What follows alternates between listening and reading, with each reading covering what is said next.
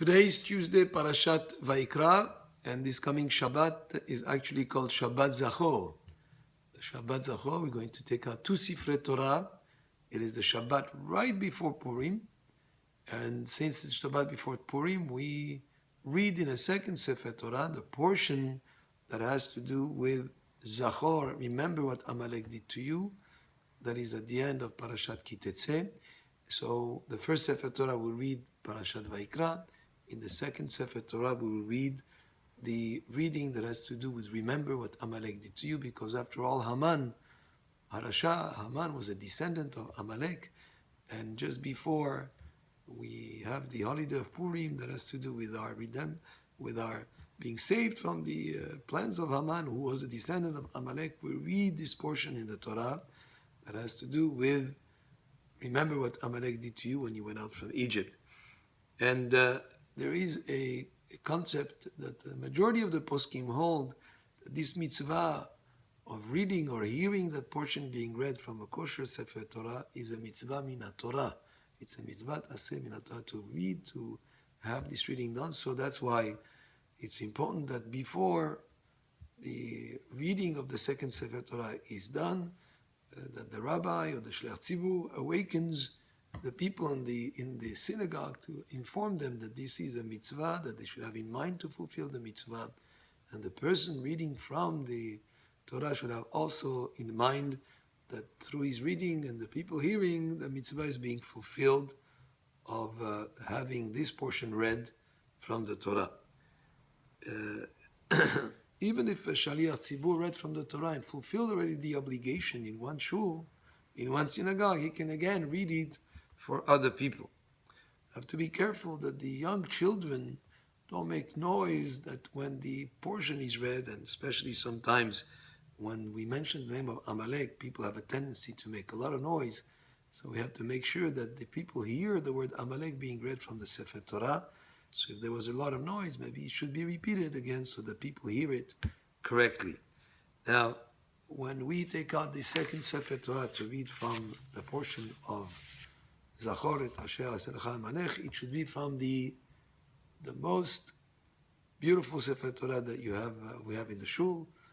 We choose the most mehudar because that's such an important reading of the day and to be read from a Sefer Torah that is not just a kasher Sefer Torah, but we look for the more mehudar, the one that is even of a higher level, something that is with beautiful writing, etc. If people live far away from a place where there is a synagogue, maybe in regular Shabbatot they're not able to come to a synagogue, this Shabbat Zakhor they have to make every effort to be present.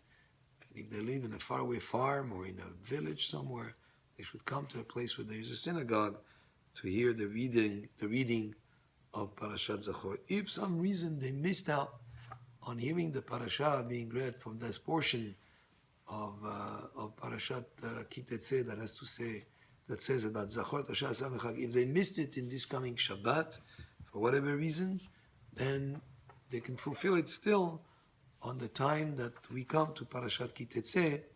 Much later it will be in Sefer Devarim, that at that point they could be fulfilling the obligation, and they may want to mention to Shliach Tzibur to have in mind also that they're fulfilling the obligation. And typically we're now sitting in the synagogue when we come to Parashat Ki Tetzeh, that whoever didn't hear it in the Shabbat before Purim should have in mind to fulfill the obligation on the Shabbat that Parashat Ki Tetzeh is read.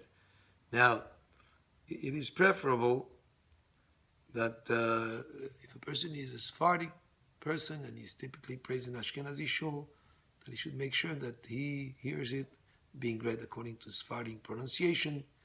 Actually, many synagogues have a custom to read that portion in more than one custom. In other words, with even Ashkenazi melodies or trop in our shul, and the Sephardim, even Yemenite, if you have a Yemenite in the shul, we make sure that it's read also according to his pronunciation, so everybody fulfills the obligation based on his minhag, on his custom. Now, how about ladies? There is a concept that also, according to some opinions, that ladies are also obligated to hear this portion that we read on this Shabbat, but there are some opinions that they're not obligated as the men to hear this. But if a lady can make it a point to be at the synagogue and hear the reading of Parashat Zakhor, then she will be fulfilling according to all opinions, and she will be fulfilling this mitzvah according to those that say that they have also the obligation to hear this reading being read. So this will be for this coming Shabbat, which is called again Shabbat Zakhor. Baruch Adonai le'olam, Amen ve'amen.